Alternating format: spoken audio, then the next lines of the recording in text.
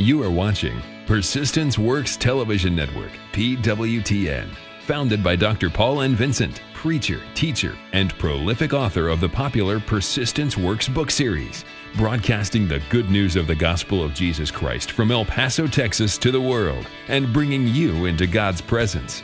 Experience the difference. You'll never be the same. Don't just watch TV, watch Persistence Works Television Network, PWTN. Hello, everybody. Welcome to today's show. This is a blessed day, and I want to welcome you to this special edition of Global Politics Today. I am your host, Bishop Paul Vincent. Hey, this is a program that we have put together to be able to enlighten us as believers and as Christians especially, but generally just anyone, no matter your religion, to be able to be in the know of what's happening in the global affairs politically, and to be able to look at nations and cities and states to get to know what's happening. Sometimes we do get to talk with government officials or even military officers. But today's show is a solo show. I'm going to be talking about Brics. In case you don't know what's Brics, just stay tuned because we have a lot to learn today to know where the world is going and what's about to happen in our world, even as it's happening. So once again, I want to welcome you to this show. This is Global Politics Today. We are focusing on Brics, and it's brought to you by Persistence Works TV Network. We are streaming on 14 different platforms from our TV network, PWTN, Persistence Works TV Network. We are streaming on Roku, on Fire TV, on Apple TV. We are streaming on our two apps, our Android app, our iPhone app. We are also streaming on our website, persistentworks.tv, and we are streaming on all the leading social media platforms, YouTube, Facebook, our two Facebook pages, Twitter, LinkedIn, everything in between. So wherever you're watching us from, I welcome you today, and I want to thank God for your life because I know you are going to be blessed. Help me share this video, especially if you're watching on social media. Help me share it. Copy the link, share in your page, share in groups you belong to, because it's going to be an eye-opener to somebody.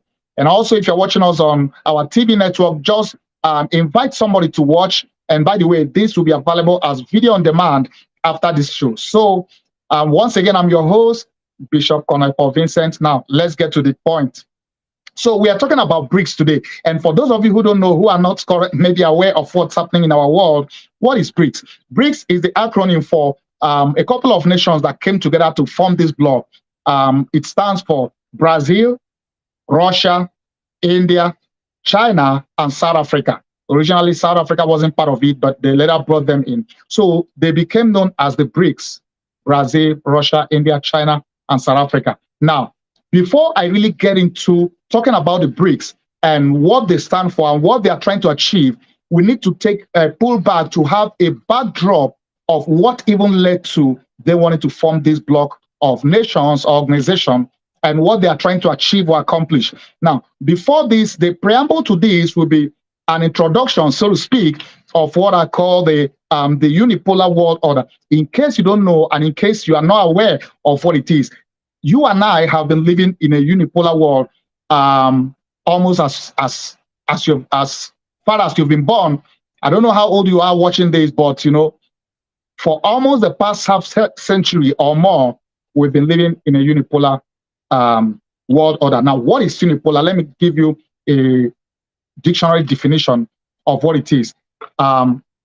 In international politics and systems, a unipolar world order is a distribution of power in which, note this, only one state dominates the affairs, the economic, social, cultural, military, and influence over the globe. Let me read that again. It's a distribution of power in which only one state dominates the economic, social, cultural, and military influence over the globe. So what do we mean by the fact that we've been living in a unipolar world order, world system?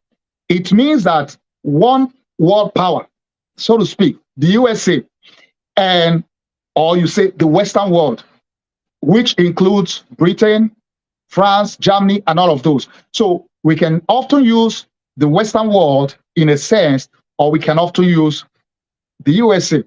Now, it controls in unipolar world system, the one state that is in charge, so to speak, controls or dominates every sphere, economic. Now, Do you know that everything about the economy of this world is run under a unipolar world system? What does that mean? That means that your finance sector, your banking system, everything is run and operated under a unipolar, under a one system that controls. If they say you live, you live. If they say you die, you die. And that is primarily controlled through an organization called the SWIFT.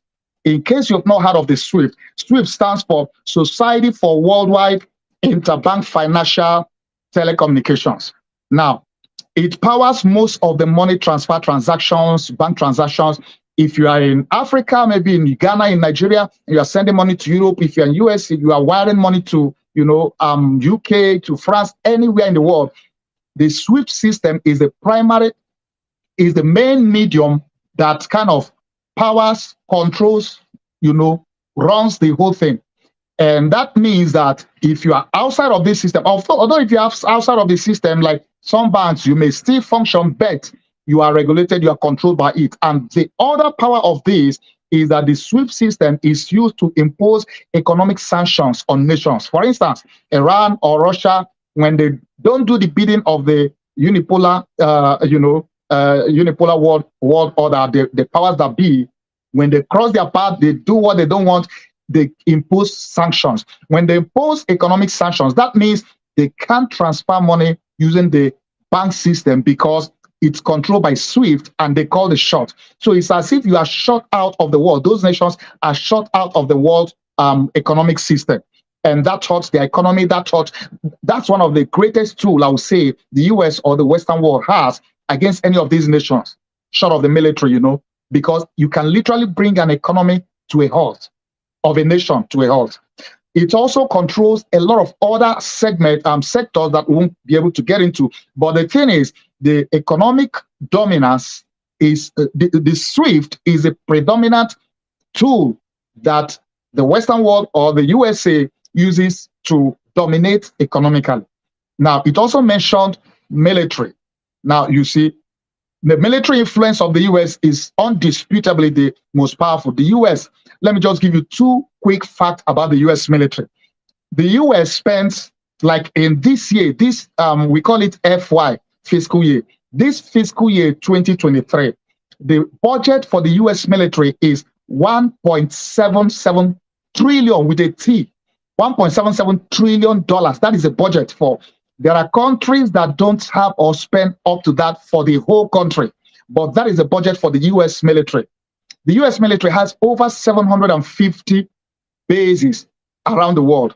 750. So undisputably, the US is the dominant military power around the world. I mean, countries like China, Russia are trying to catch up, but they are still far behind.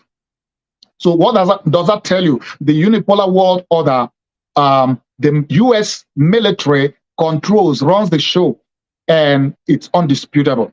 I know that there are many other nations that have been trying to, play catch up, but it's going to be a while.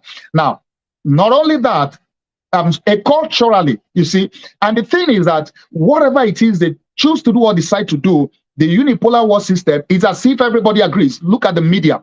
They control the media. Whatever narrative they want the media, the story you hear to be, that's whichever channel you turn to, it's as if they all got the memo. And whatever they want to agree on, whatever they want to say, you can hardly hear a dissecting view because they are all part of or controlled by the same system.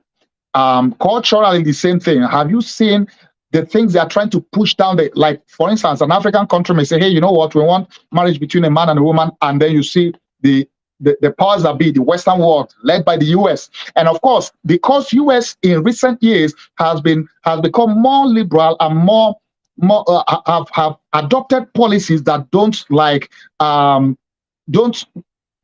I'm not exactly sure how to put it, but are like almost setting a wrong example. And when some nations say, you know what, we don't want to follow your example, hey, they hit them with a fine, they hit them with sanctions, they withdraw support and what have you. So that is what happens when you have a unipolar world where one state calls the shot, or one bloc, the Western world, calls the shot, or the Western nations calls the shot, and you agree, fine. If you don't agree, you are in trouble. And this has been the case. So from the economic to the social to the cultural to the military influence. They dominate in every area. So you see a situation where some nations are trying to do their own thing or just live by their own rules. If you don't play by the playbook of the powers that be, the unipolar, the guys that control, the nations that control the world order, you will be in trouble. Now, this has been the case. Many nations have had. I mean, you can't really fight them, because you try to fight them, you have yourself to blame, because wherever you go. And another thing I should have mentioned, under the economic dominance, bodies like IMF, the International Monetary Fund, the World Bank, they are all part of the tools they use to control, to impose sanctions, to control, to affect the economies of nations. And I know in many nations, many developing nations especially, IMF will always come out, the World Bank, hey, you need to adopt austerity measure, you need to devalue currency, you need to do this, take out loan, to help your development, and you take out those loans and you can't pay back and you are stuck for life. And many countries, many African countries, many developing nations, they are paying the interest they are paying on the debt they owe to these organizations will take almost forever to pay, and servicing those debts affect how they run their country and what they are able to do with their resources. Now, that is a scheme, so to speak, of the unipolar world to keep many of these under check, under control. So what happens? At the end of the day, the economic, social, cultural, and military influence is dominated by one nation or one block of nations. So that is a summary of what it is to have a unipolar world, which we have been living in. Now, that brings me to the next point. Next thing I want to talk about.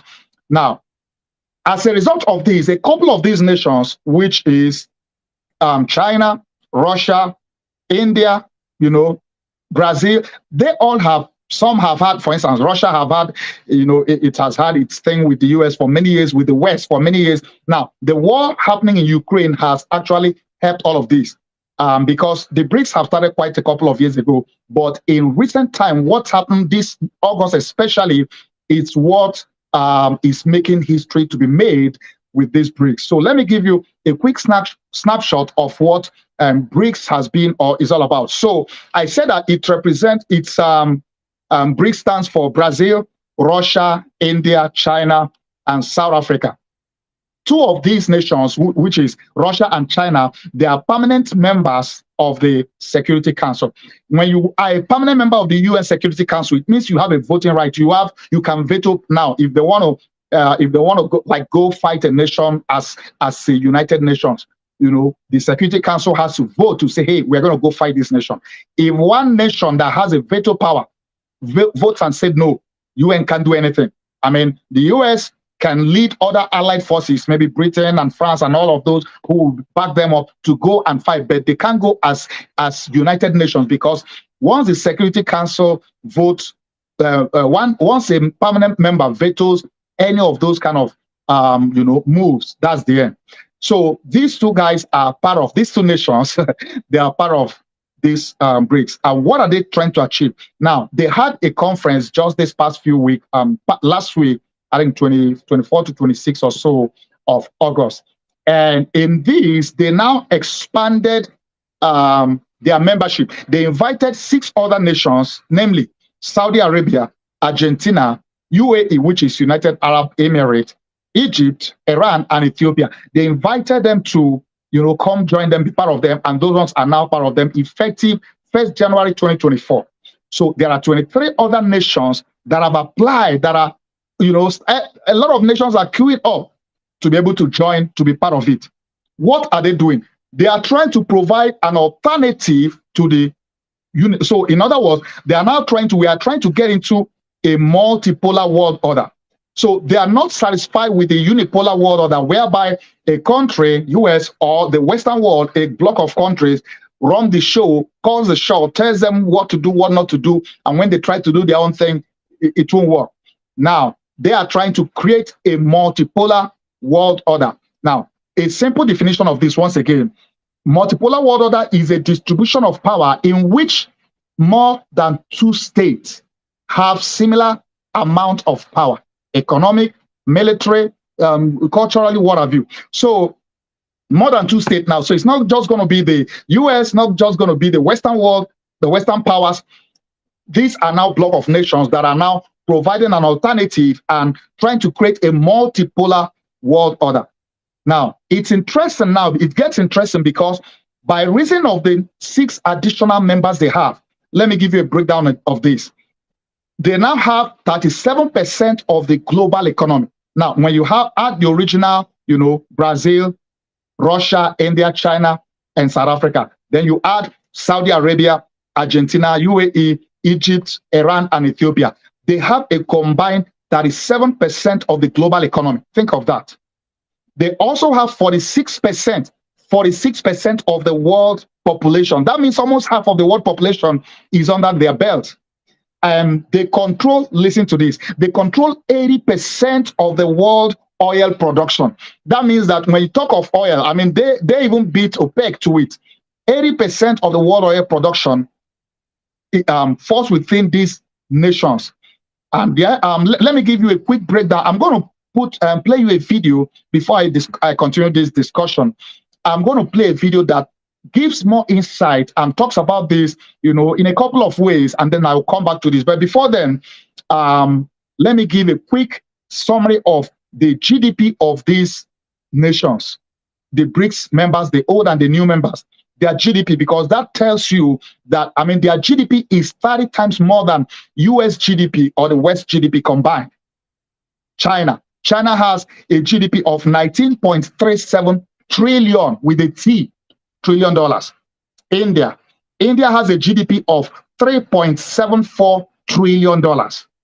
Brazil has a GDP of $2.08 trillion. Russia has a GDP of $2.06 trillion with a T, mind you. South Africa has a GDP of 339 billion with a B dollars. Mind you, these are all in US dollars. Now, for the new members that have joined, the 6 new members, Saudi Arabia has a GDP of $1.06 trillion. And we all know that they are the most powerful oil country in the world. Argentina has a GDP of $641 billion with a B, billion dollars. UAE has a GDP of $499 almost $500 billion. Egypt has a GDP of $387 billion. Iran has a GDP of $367 billion, and Ethiopia has a GDP of $156 billion. Now, all of these put together, they control 37% of the global economy. That's not a joke. So, as we get more into this, to have more discussion, to throw more light for you to get to understand what's happening, and a guy put together actually 15 ways in which BRICS is going to change the world. You are watching Persistence Works Television Network, PWTN.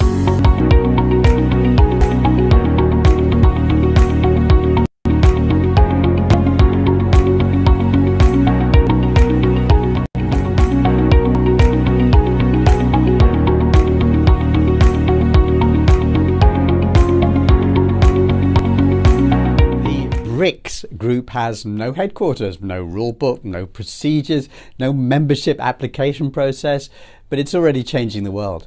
I've been talking to financial experts about the group, whose biggest members are India and China. Here are 15 things you need to know.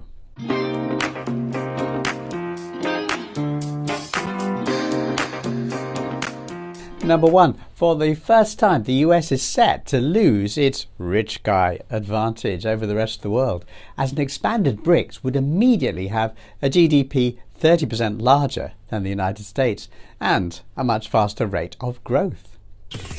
Number 2, for the first time, America's oil advantages will be lost, as an expanded BRICS would control 60% of global oil reserves. Number 3, for the first time, a single cooperative group of people will control the majority of critical minerals that the world now needs. Now, America has ordered its businesses and those of certain nations to stop selling high-end chips that China needs for general development, not military development, but general development, as US scholars have confirmed. America's not playing a nice game there. BRICS could play America's game, but with critical minerals instead. Number 4, for the first time, an international body would have a genuine mandate to speak for the people of the world. The 5 core members of Brics already contain more than 40% of humanity, and there's a huge queue of countries lining up to join, including Indonesia, another one of the world's biggest countries by population. In comparison, the US has elected itself the world's policeman with just 4% of the global population. And in a related point, NATO has suggested itself as a global security body. But all the NATO countries put together have only about 13% of the world's population. Brics is already, before its new members join, 3 times the size of NATO.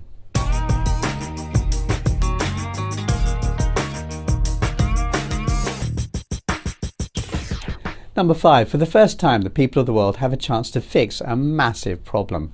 The global economic order is horribly distorted by the dominance of the US currency system. This has been a matter of frustration for decades. It was revealed this morning that 15 countries have applied to join the China-led New Development Bank, which is fighting for a fairer financial system for all of us. Number 6, for the first time, a non-Western grouping dominated by Asia has prospective applicants who are rich, such as Saudi Arabia, United Arab Emirates, and sizable in population and economic terms, such as Indonesia, Nigeria, Mexico. This makes the Brics big enough to make a difference in global policies and in influence and in UN voting. Number 7, for the first time there's a chance to replace US groups which present themselves as international organisations, such as the World Bank and the IMF. You can replace them with actual international organisations, ones which genuinely serve the people of the world. The US and the UK recently blocked an international proposal to reform the global financial system, insisting that US-run bodies, the World Bank and the IMF, retain their power. Number 8, for the first time there's a chance for the world to develop an alternative to SWIFT, the West's money transfer system, and replace it with a genuinely free and politically independent global bank transfer system that works for the people of the planet. Number 9, for the first time there's an opportunity for poorer countries to stand together against the West's unfair and rather gratuitous deployment of unilateral sanctions and secondary sanctions. Now, these cause enormous harm to the innocent and have done for many, many decades. Number 10, for the first time there'll be a body big enough to halt illegitimate actions favoured by certain Western countries, such as the seizing of other nations' assets, the freezing of other nations' bank accounts, the snatching of other nations' oil, and so on. Number 11, for the first time, discussion of the healthy growth of countries and the international economy will be free of the distorting Western lens. What is clear is there is a multiplicity of discussions on development and investment issues, and these conversations no longer all flow through a Western lens. That's what Sir Danny Alexander, a former British government minister, told the Financial Times this week. Number 12, for the first time there will be a body big enough to point out that the imaginary rules-based order is the exact geopolitical equivalent of the emperor's new clothes. That much-quoted list of rules doesn't actually exist. The people who keep using it as a verbal weapon, no, it doesn't exist. The people attacked by it, no, it doesn't exist. But who's there on the global stage who is big enough to say that? Now, finally, there'll be a body big enough to call out the US, which is far and away the worst behaved of all the superpowers. The US has refused to sign and or ratify at least 40 international agreements. Yep, I said 40, not 14, 40. And to sum up what I'm saying, consider this. For the first time, there'll be a body big enough to say no. No to a world where humanity's hopes for global peace are jettisoned, because peace is not the preferred choice of the military-industrial complex. No to the promotion of a system of governance where leaders insist it's right to spend more on guns and the military than you spend on healthcare.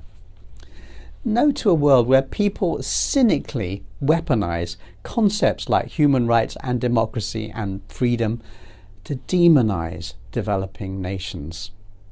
And above all, no to a world where one country has to be first, has to be exceptional, has to be number one, has to be ahead of all other countries, just because that country says so. We must be number one in the world to lead the world in the 21st century. It's a simple proposition. That's just wrong, and we all know it's wrong. Now we have a chance to build a better world, a fairer world, a safer world, a multipolar world. And that's why Brics meetings are so important, my friends, because those are the moments when everything changes. Saudi Arabia, the oil-rich Middle Eastern nation, has officially submitted its application to join the Brics alliance, according to a report by Bloomberg. This move signifies Saudi Arabia's intent to challenge the supremacy of the US dollar as the global reserve currency. Anil Suklal, the South African Brics ambassador, has confirmed that 4 other Middle Eastern countries, namely the United Arab Emirates, Bahrain, Egypt, and Algeria, have also expressed their interest in joining the bloc.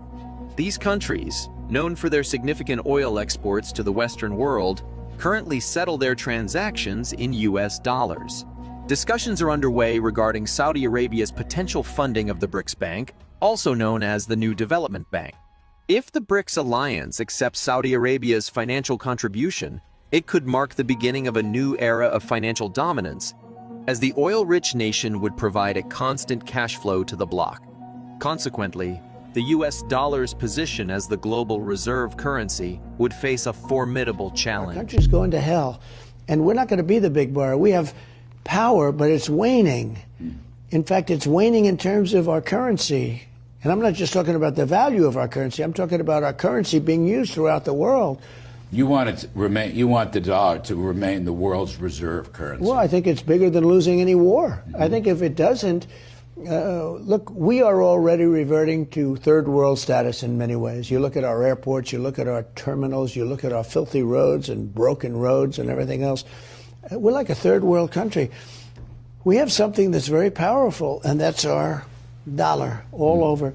But you take a look at what's happening to it now with other countries not using it. And you know China wants to replace it with the yuan. And it was unthinkable with us. Unthinkable. Would never have happened. Now people are thinking about it. That could happen.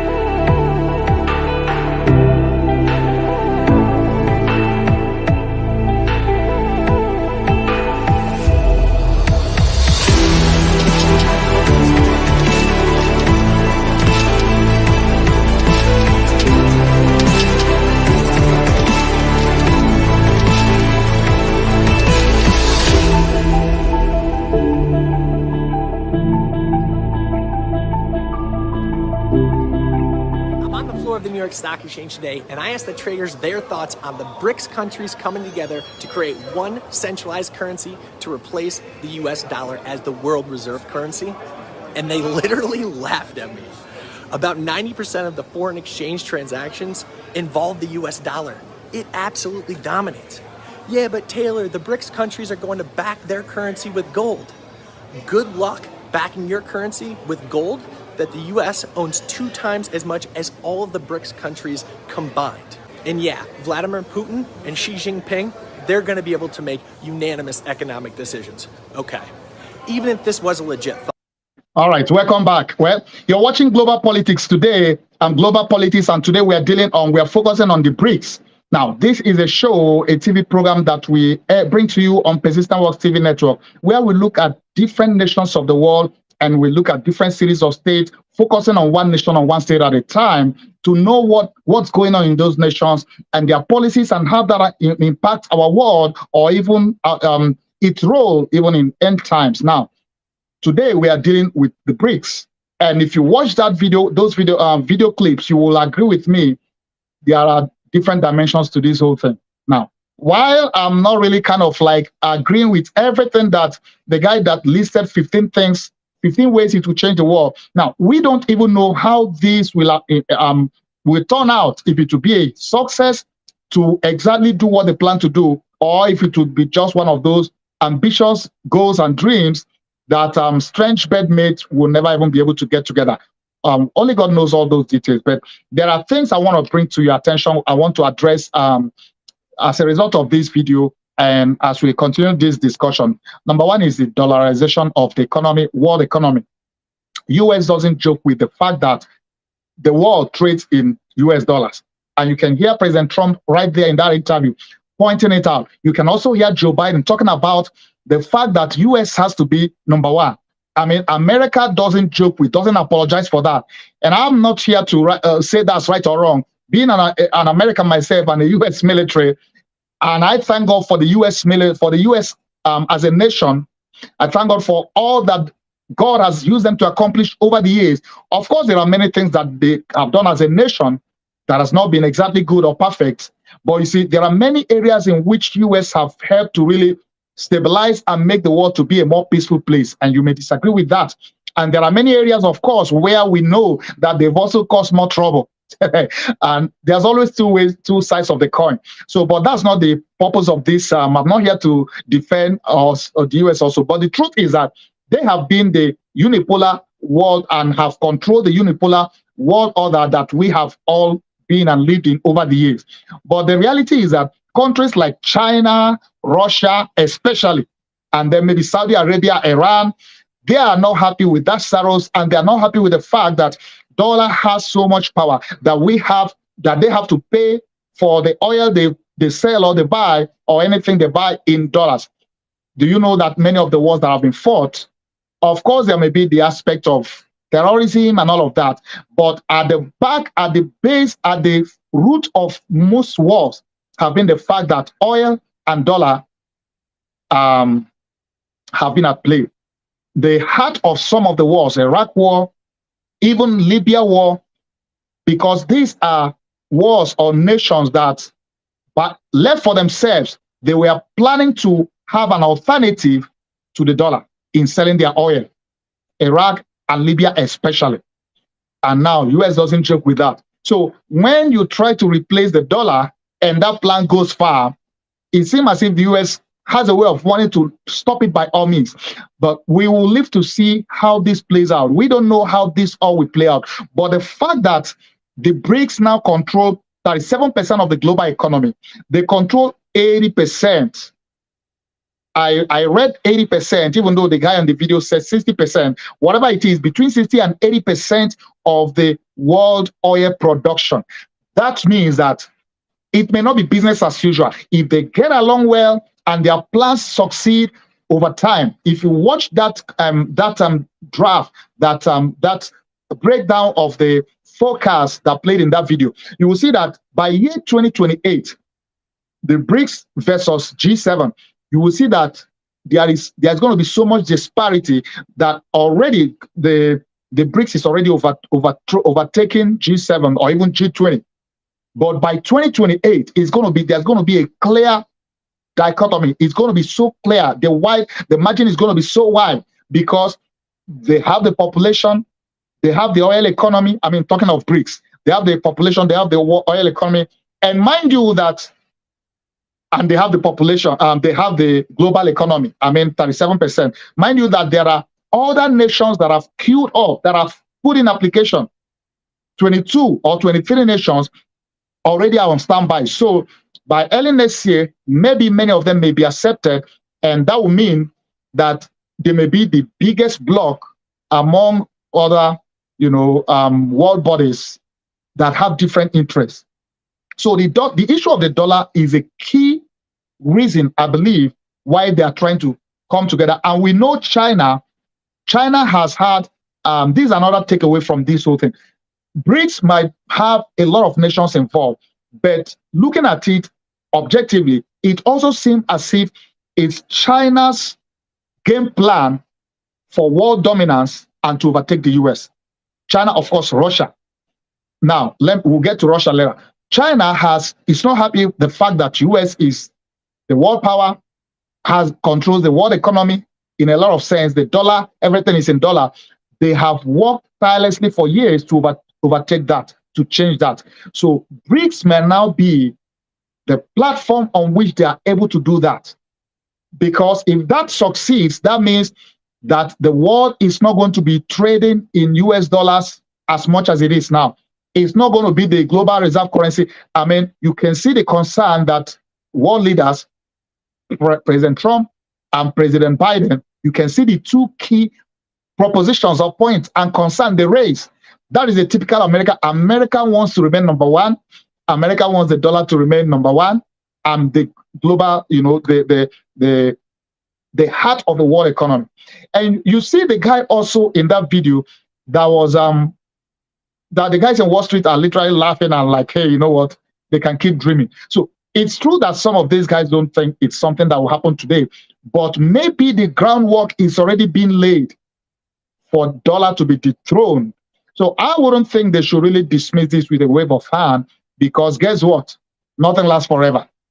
Once upon a time, the Roman Empire ruled and controlled the world and dominated the world for many years.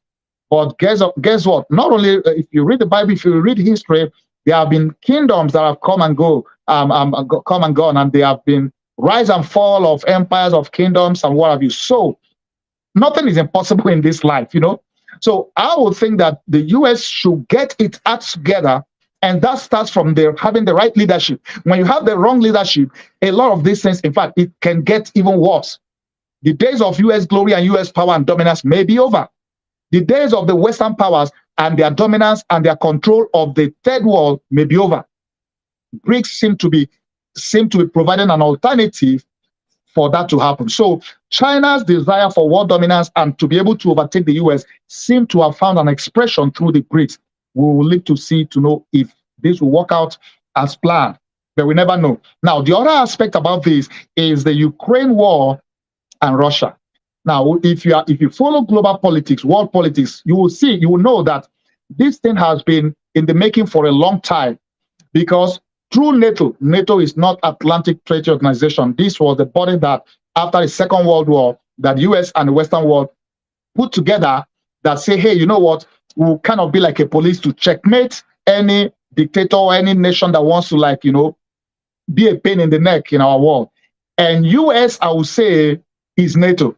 US funds it militarily, financially, and all that. Most of the European nations that are part of NATO, they don't really do much, which was why when President Trump was in office, he pushed them, he pressured them to step up to do more, contribute more resources, more, military-wise. Because most of the European nations don't pay attention to their military, they don't pay attention to all of that. So US, I would say, has been the backbone of NATO.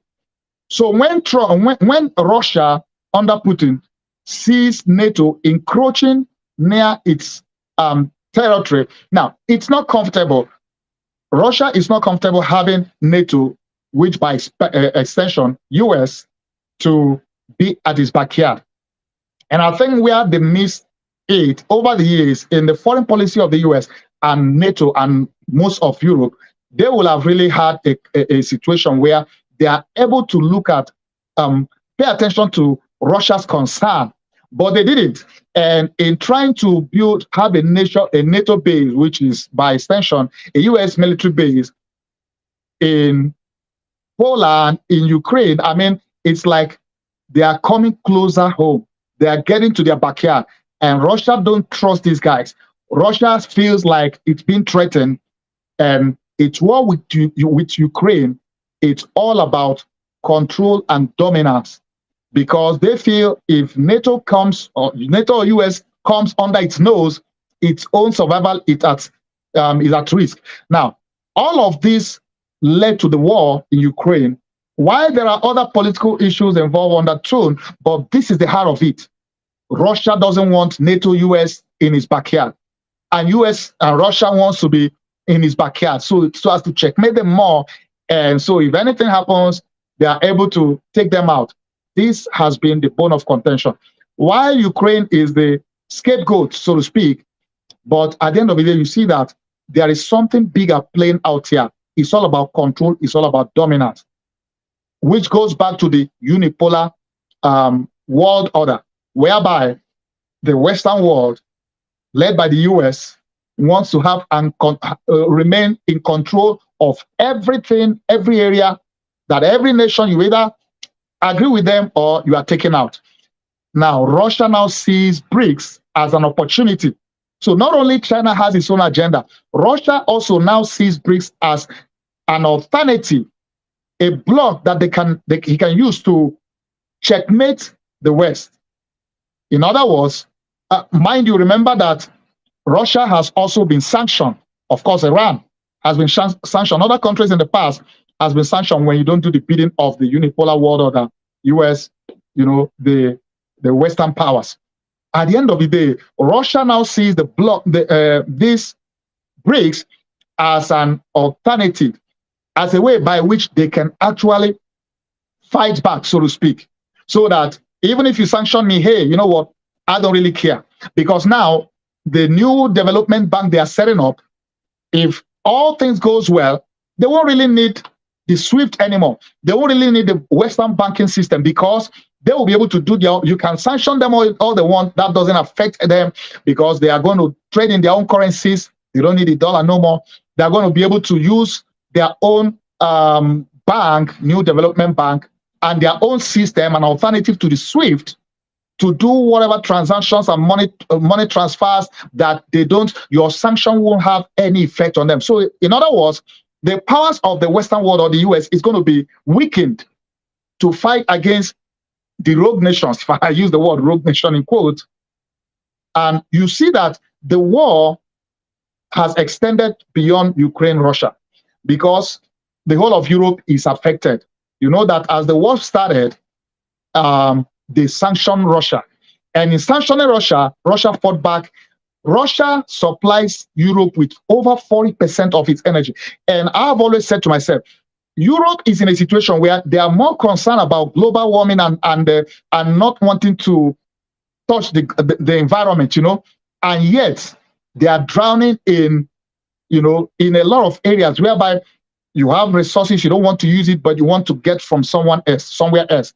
Russia has been a major supplier of energy to Europe for years now. So this war have exposed Europe and their vulnerability, because Russia literally cut energy supply to them. In fact, some nations, a nation like Belgium, for instance, they literally, their parliament also, they kind of like pass a resolution that, hey, you know what? Because they were trying to sanction Russia. And one of them, I remember, said, we can't punish ourselves in the name of punishing somebody, because if you sanction him, Russia, at the end of the day, we will feel the burn the more, because much of their energy comes from there. And if Russia hits back, they are going to be in trouble. And already many of them are in trouble already. You can see energy costs and oil have skyrocketed across Russia. I know it's a global, everywhere around the world, energy price and gas price is up, but it's worse in Europe, because Russia have cut their supply of gas. In some cases have stopped. Some cases have cut the supply of energy, of oil to many of those. So now they are looking for an alternative, which brings us to Africa. What's happening in Africa is not a coincidence. You see, Europe has an alternative to be able to get energy, oil, gas from Africa. We are in Africa, starting from Nigeria to nations like Niger, to nations like, all of those nations that have oil and are willing to export it. And that is where the politics shifts to Africa. By the way, as I speak today, a military coup took place in Gabon, another former French colony. So when you see this happening, so at the end of the day, Africa as a whole, especially Francophone Africa, somebody once asked me, what's Francophone? Francophone are those African nations that were colonized by France, Many of them have been, I did in our last global politics, we focused on Niger. And by extension, we did a video actually, and did have a discussion about how France have continued to colonize. There is this part on continuation of colonization of these former African colonies. So many of these guys, they have resources, yet they are in poverty and they are not enjoying their resources, and France is milking them. They even use the France's own currency. And France takes out $500 billion every year out of Africa. That's not right. That's injustice. That's wrong. So most of them have started waking up and are taking their own destinies, their own country back. Guinea, Mali, Burkina Faso, Niger, of course, now Gabon. And I don't think that's the end. Many of them are going to go the same way, because when the military sees that there is so much, it's like you are just puppet to the French government, and they are making the people. And even if you are a slave, someday you have to. I remember one of my books is titled "It's Time to Rebel." Although I talked about the spiritual aspect of where the devil keeps people in slavery and you are in captivity, he's doing whatever he wants with you. A time comes when you rebel against the enemy's oppression, slavery, and come to the point where you are able to accept God's grace, God's gift of salvation, of redemption, and freedom to free yourself and to get off the slavery of the enemy. If you don't rebel, guess what? You could remain in slavery forever, all your life. So when you push people to the wall, they have to fight back. For instance, in Gabon, Gabon, where the coup just happened, the president has been in office since 2009 after his father died. His father was in office for 47 or 42 years. So that family has been in office for a combined 58 years of their 60 or 60-something years of independence. Why wouldn't somebody overthrow them? I mean, that's not democracy. People can that's democracy. And a country like Nigeria have no moral right. Nigeria's president, Bola Ahmed Tinubu, and also ECOWAS, who also has ECOWAS, has no moral right to challenge those who overthrow government in their country, because he came in an illegal way. He stole the mandate. The mandate of the people is not Bola Ahmed Tinubu. He stole the mandate. He rigged, he bribed his way through, he killed, people were killed. These things videos are all out there. We all saw and followed and knew what happened. So he has lost the moral right to even challenge or to question or to say, oh, you can't do that. What the military guys have done in Mali, in Gabon, in Chad, Chad had theirs a longer time ago. In Niger especially now, the Nigerian president has no moral right, has no authority to challenge them, because he has done even worse. They didn't kill people, they just took over power. But Bola Ahmed Tinubu, his boys, he killed, he instructed people to snatch the balls, run away with it, kill if possible, for him to be president. With all the manipulations that happen, we are hoping that the Presidential Election Tribunal will do justice. But if that doesn't happen, listen, if the military boys decide to say, hey, you know what, we are taking over because this is not right, how will you blame them? Because that was exactly what happened in Gabon. The military boys have watched how the election was rigged and everything, stolen, and he was declared winner I think maybe they changed the constitution also for him to run as a for a third term, and their tenure lasts either 5 or 7 years.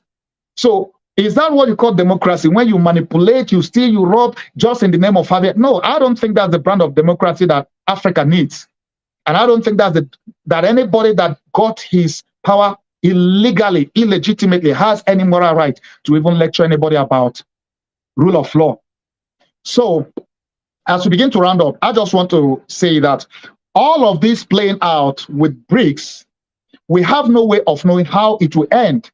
But we just, you can look at antecedent things that has happened in history, and you can make conclusions, you can make assumptions, but only God knows the future and what's going to happen. But you see, in all of this, the bigger picture is this: the coming of Christ is at hand.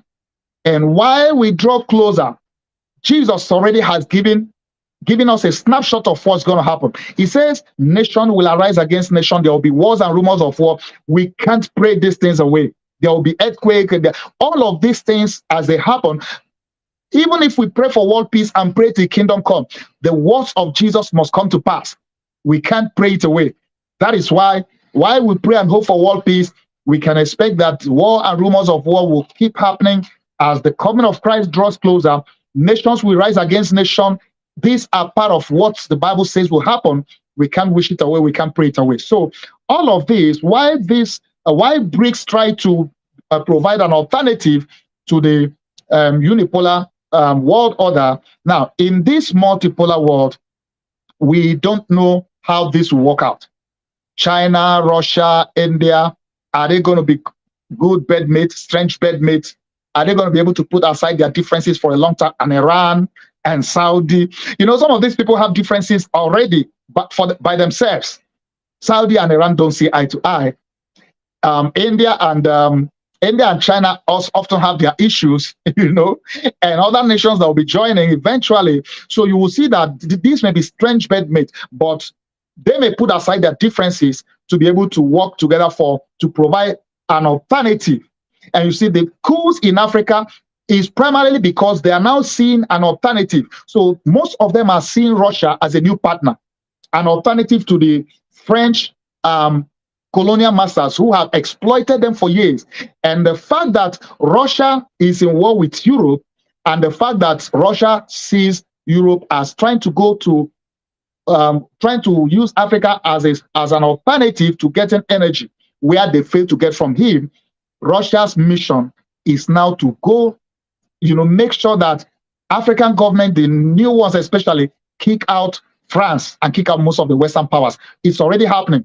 They've kicked France out in Mali, in Burkina Faso, and Niger now. And that's already, if you follow world news, you will know that is what's happening right now. They are trying to, France have refused to leave their embassy, the military, but the Niger government and the people have threatened that they are going to kick them out by force if need be. They've called down cut power and water to the embassy. Now, at the end of the day, you see that the people have the final say. You can't, as a world power, as a colonial master and whatever, you can't come and impose yourself, impose your authority and insist that this was going to happen. No. They are a sovereign nation. What's best for them should be determined by them. You can come as a partner, not as is a colonial master. That was in the past. So now Russia is providing serious backup, economic and military. If you don't know, there was a recent Russia-Africa summit that happened recently. And that is all part of Russia's inroad to Africa, which at the end of the day is going to end up making the West, Paris, France especially, to be kicked out and to be losing a lot of ground. So maybe Russia may be the new partner for Africa in a lot of ways. And there are maybe many of these countries, we may be seeing more coups whereby they're going to say to the West, we don't need you anymore. Oh, welcome Russia.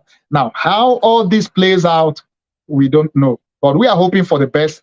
So I just wanted to share some of this to let you know, for those of you who maybe you've been hearing about Brics, you don't know what it is or how it plays out in world economy, in world politics, and also how it's even intertwined with end times. And as we await the coming of Christ. But I believe we as Christians, believers, even as ministers, we should be in the know. We shouldn't bury our head under the sound like the ostrich and pretend that all is well. Oh, I don't really care what happens. No, we need to care. We need to know. We need to be aware of what's happening in our world. That's why I bring this global politics edition to our TV network. So I'm hoping that you have had some insights, and there are discussions. There is always different views, opinions. You are also right to hold whatever opinion. You may disagree with some of the analysis I've given or some of the videos you've watched, but whatever it is, hey, it's a free world. You are free to hold your opinion, but in any case, let's see how it goes, and we pray for the best and for the peace of the world. And I believe that God has the final say in all that happens in the world affairs. God has the final say.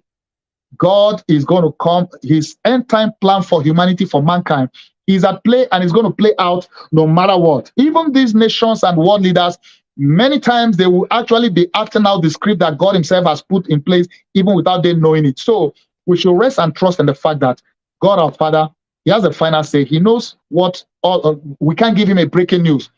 Everything that is happening, God is aware. It's not a surprise to him. But I believe personally that all things is still going to play into the overall scheme of God and his end time plan for us, for humanity, and for us as believers. So this all means that we should get closer to God, stay more connected with our God, be prepared, because all these are pointing to one fact or point, that the coming of Christ is getting closer.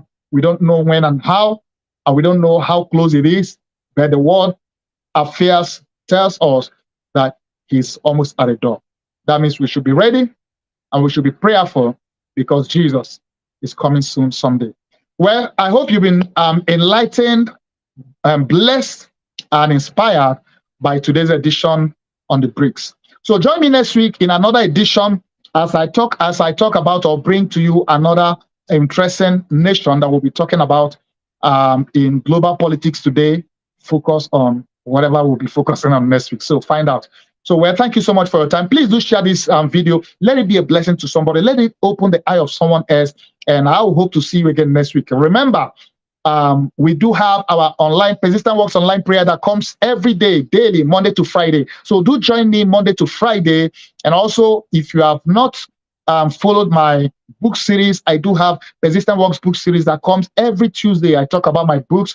So don't miss out on that too. If you miss out on any of those, you can always watch on video on demand session of our website, of our app, and on Roku, Fire TV, Apple TV, or you can just scroll down my social media page and you can find and watch them. Now, on every Thursday, I do have guests that I invite to talk about their work with God and their experience, their success, and how we can glean from their experience. So don't miss every Thursday. Interesting guests I do have. They will be a blessing to you. Well, let me invite you to download our app. If you have not downloaded our Persistent Works app, you are missing out a lot. Please download our app. My goal is to have 100,000 downloads. We have over 12,000 so far. We still have a long way to go, but before the end of this year, I'm trusting God will get there. So help us get there. Now, if you have Roku, download or add us as your favorite channel so that when you're on the TV, you can. We hope you've been blessed by today's TV broadcast. Join us again for our next TV broadcast. If you have a testimony of how you've been blessed, please let us know. Send us an email at persistenceworkstv@yahoo.com. Please support our TV network with your donation to help us reach the nations with the gospel. You can give through PayPal, Zelle, Cash App, or online at www.persistenceworks.tv. You can make your checks payable to Vincent Paul Ministries International at 11829 Glen Evans Lane, El Paso, Texas 79936, USA. Attention, pastors and bishops. If you want to air your church or ministry program on Persistence Works TV network, or you want to promote your product or services, contact us today. Send us an email at persistenceworkstv@yahoo.com. Download our Persistence Works TV network app in the App Store or Google Play Store. Also, add us and watch us on Roku, Fire TV, and Apple TV. Read our Persistence Works magazine and enjoy great content. Simply visit the settings page of our Persistence Works TV network app, click on the button to read the electronic edition of the magazine. To order the print, ebook, or audiobook editions of our Persistence Works book series, visit the settings page of our Persistence Works TV network app. Follow Bishop Colonel Paul Vincent across his social media platforms: Facebook, X, TikTok, Instagram, LinkedIn, YouTube, and Truth Social. For more information about PWTN, visit www.persistenceworks.tv.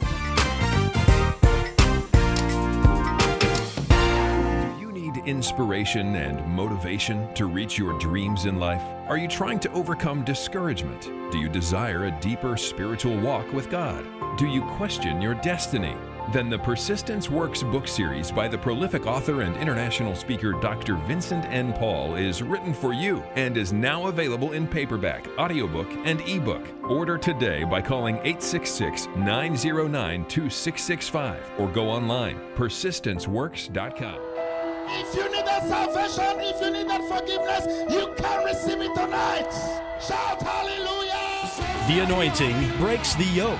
Hear Dr. Paul N. Vincent preach the anointed word of God that changes lives and brings salvation, healing, and deliverance. Invite him to minister in your church, conference, or crusade. Also read his life-changing books in the Persistent Works series. For more information about inviting Dr. Vincent to minister or to order his books, visit VincentPaulMinistriesInternational.com. Dr. Paul N. Vincent, internationally known author and preacher, invites you to his annual Persistence Works Holy Land Tour in October and April. These memorable trips throughout Israel include visiting historical sites in Jerusalem, Nazareth, and Bethlehem, as well as the Sea of Galilee, the Jordan River, and many more. Your travel package includes round-trip airfare from Houston, Texas, and Lagos, Nigeria to Tel Aviv, first-class hotels, 2 meals a day, air-conditioned buses, and Israeli Ministry of Tourism approved English-speaking guides. For more and to register, visit VincentPaulTours.com today. For more information about PWTN, visit www.persistenceworks.tv.